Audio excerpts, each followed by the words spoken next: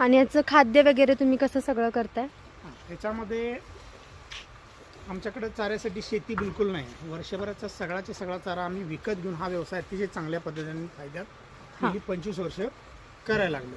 तर वर्षभरामध्ये जानेवारी, फेब्रुवारी आणि मार्च या 3 महिन्यामध्ये वाळलेला चारा अगदी स्वस्त मिळतोय. सुगी चालू असते. तर त्या सुगीमध्ये वाळलेला चारा सगळा वर्षभरामध्ये आम्ही 2 महिन्यामध्ये सगळा स्टॉक करून ठेवतो.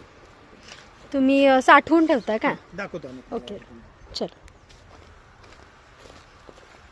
गाईस, त्यांच्या चाऱ्याबद्दल आपण थोडीशी माहिती घेऊयात. Let's go. आमच्याकडे वाळलेला चारा वर्षभरासाठी जेवढा लागणार आहे, जानेवारी, फेब्रुवारी, मार्च या 3 महिन्यामध्ये आम्ही वाळलेला चारा सगळा स्टॉक करून ठेवतो. त्याच्यामध्ये हरभऱ्याचं भुसकाट आहे, गव्हाचा आहे, तुरीचा आहे, शाळूची कुट्टे आहे.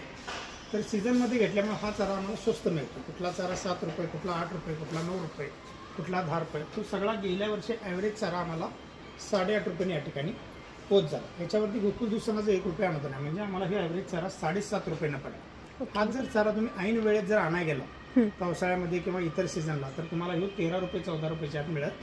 नाहीतर हा मॅनेजमेंटचा पार्ट आहे. योग्य वेळेत चारा खरेदी केल्यामुळे आम्हाला ही चारा अगदी 13 रुपयाचा चारा मिळाला, योग्य दरात भेटतो. हां.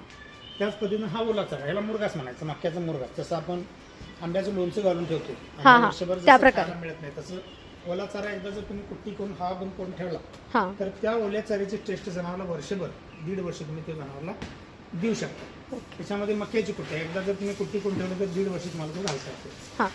ट्रेनिंग सेंटरची माहिती आपण नेक्स्ट व्हिडिओमध्ये बघूया. बाय.